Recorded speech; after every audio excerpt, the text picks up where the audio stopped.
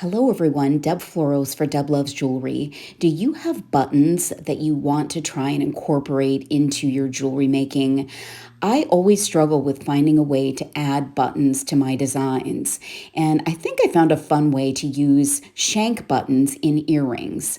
I've got some fun ones here, so I'm going to create some really fun earrings with kidney ear wires. Here's a few examples. These are large metal shank buttons with a texture on them, and I added a little gemstone drop to the bottom.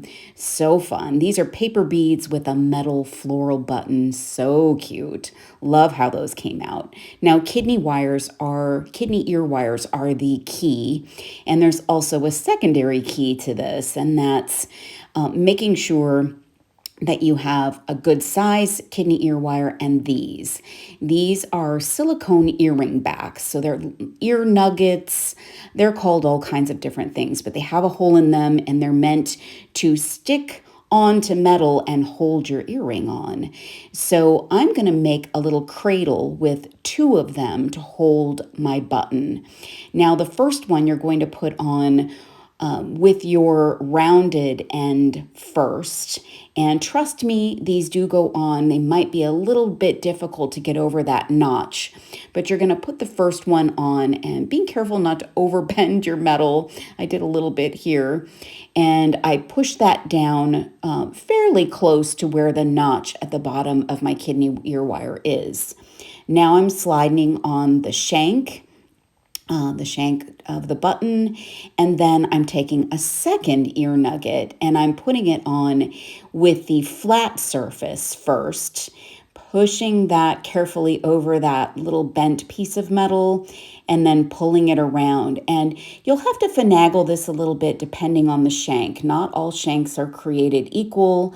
So this one I had to maneuver a little bit to get on. But you're taking those little ear nuggets and creating a cradle around the shank. And now you've got a button that doesn't really move around. Now, I won't say 100% it doesn't move because it will still move. But trust me, this is a way better way to incorporate a button into your earring because it will at least prevent it from flopping around, which is what it would do. And I'll show you in just a second what that looks like. So here's a second pair, a little bit of a smaller kidney ear wire. I've got a check glass, beautiful, clear with AB button, and I'm adding my little ear nuggets on and creating that cradle to hold that down. Now, I think placement is a little bit important. You don't want to get too close to the notch down at the bottom. You do want it to be on a straight line of your ear wire. So you'll want to give those some nudges, find the right spot for it, and you see it holds that button quite nicely. So I love how that looks. And now I've got a third pair. This is a little bit of a shinier pair. So the first two kidney ear wires I used were more of a matte type metal. These are very shiny. I think these are stainless steel.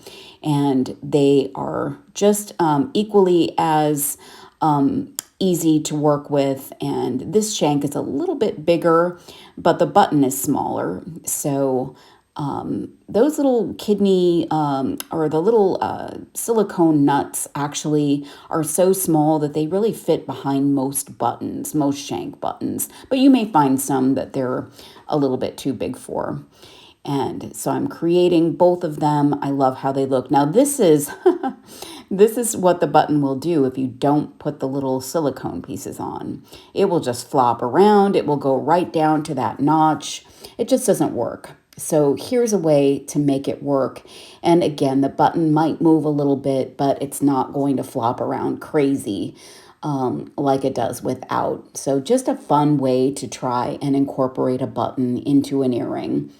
Then all you've got to do is adorn the bottom of the earring by adding a charm or some beads. For my first pair, I just created a little wire wrapped set of beads, a little cascade of beads, glass beads. And I thought that this button looked like a sunflower and these little beads were sunflower color-ish. Now, what I do after I attach whatever it is I'm going to attach is I come in with some chain nose pliers and I close up that little notch at the bottom so that my attachment or my dangle does not fall off. And when you do that, you might have to adjust your closure, the little curved part of the wire that holds your other part of the earring.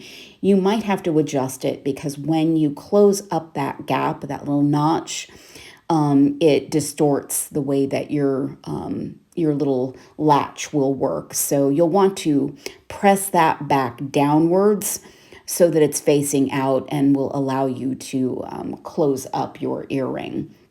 So you'll just make some adjustments and then you've got a really fun earring. Oh my gosh, I love these. I attached a dangle of 3 beads corresponding to my button.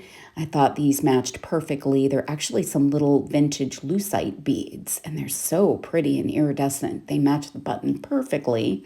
So I'm having to adjust again, closing up that notch, adjust my closure, and I've got a really beautiful earring. Oh, I love how it came out. There's my favorites, and I love baseball, so there's my baseball version.